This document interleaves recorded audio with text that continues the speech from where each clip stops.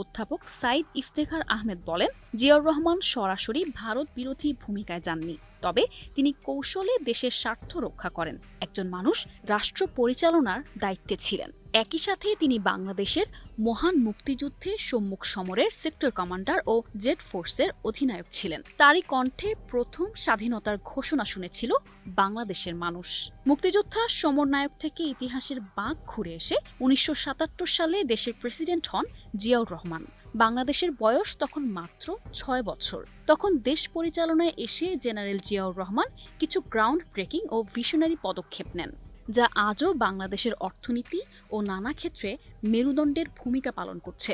বিশেষ করে অর্থনীতি, জনমিতি, আন্তর্জাতিক কূটনীতি, জনশক্তি, প্রশাসনিক এবং কৃষি ও পরিবেশের ক্ষেত্রে শহীদ প্রেসিডেন্ট জিয়াউর রহমানের দূরদর্শী কার্যকলাপের সুফল এখনও বাংলাদেশ ভোগ করছে।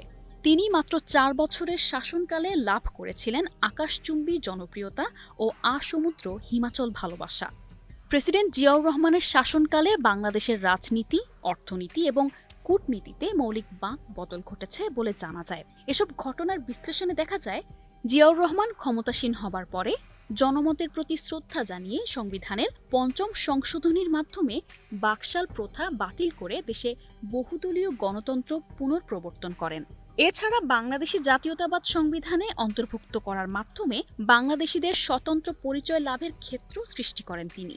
একই সাথে পাহাড়ে বসবাসরত অবাঙালি জনগোষ্ঠী ও বাঙালি উভয়কে একই ছাতার নিচে নিয়ে এসে জাতীয় ঐক্য গড়ার চেষ্টা করেছেন জিয়াউর রহমান। পর্যবেক্ষকদের অনেকে মনে করেন, জিয়াউর রহমানের শাসনামলে তিনি পররাষ্ট্র নীতিতে এতদিনের একমুখী ভারত ও সোভিয়েত ইউনিয়ন বলয় থেকে বের করে বিশ্বায়নের ধারা চালু করেন। বৈশ্বিক বাস্তবতা উপলব্ধি করে আমেরিকা, চীন এবং সৌদি আরবের সাথে সুসম্পর্ক তৈরি করেন। এছাড়া জিয়াউর রহমানের সময় মুসলিম বিশ্বের সাথে বাংলাদেশের সম্পর্ক ঘনিষ্ঠ হয়। তিনি তার স্বল্প সময়ের রাষ্ট্রীয় দায়িত্ব পালনকালে ইরাক-ইরান যুদ্ধে অন্যতম মধ্যস্থতাকারী হিসেবে ভূমিকা পালন করেন। আল-কুদস কমিটির সদস্য হিসেবে নির্বাচিত হওয়া, ফিলিস্তিন জনগণের প্রতি অবিচল সমর্থন, ওআইসিকে একটি কার্যকরী সংগঠনে পরিণত করার ক্ষেত্রে শহীদ জিয়ার ভূমিকা মুসলিম বিশ্ব আজও শ্রদ্ধার সাথে স্মরণ করে। এছাড়া তিনি মূলত মুসলিম বিশ্বের সাথে সুসম্পর্ককে কাজে লাগিয়ে সেখানে বাংলাদেশি শ্রমবাজার সৃষ্টি করে সরকারিভাবে কর্মী প্রেরণ করেন। বায়রা সূত্রে জানা যায়, জিয়াউর রহমান ক্ষমতায় আসার পর মধ্যপ্রাচ্য সহ মুসলিম দেশগুলোতে জনশক্তি রপ্তানির ঐতিহাসিক সূচনা করেন। একই সাথে জিয়াউর রহমানের শাসনামলে বাংলাদেশের জাতিসংঘ নিরাপত্তা পরিষদে অস্থায়ী সদস্য হিসেবে নির্বাচিত হয়। আমেরিকার পাবলিক ইউনিভার্সিটি সিস্টেমসের অধ্যাপক সাইদ ইফতেখার আহমেদ বলেন, জিয়াউর রহমান সরাসরি ভারত বিরোধী ভূমিকায় যাননি, তবে তিনি কৌশলে দেশের স্বার্থ রক্ষা করেন। যেমন তার প্রত্যক্ষ ভূমিকায় ভারতের সঙ্গে ফারাক্কা চুক্তি হয়েছিল। অন্যদিকে জিয়াউর রহমানের শাসনামলে একটি উল্লেখযোগ্য দিক ছিল ১৯ দফা কর্মসূচি।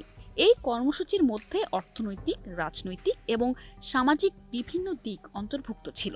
তার অন্যতম অবদান ছিল খাল খনন কর্মসূচি, যার অর্থনৈতিক সুফল জনসাধারণ পেয়েছে। ১৯৭৭ থেকে ৭৮ সালে খাদ্যশস্য রেকর্ড পরিমাণ উৎপাদিত হয়। প্রবৃদ্ধির হার ছিল ৬.৪%। তার আমলে প্রায় ১,৫০০-এর বেশি খাল খনন করা হয়েছিল, যার দৈর্ঘ্য ছিল আনুমানিক ৯০০ মাইল।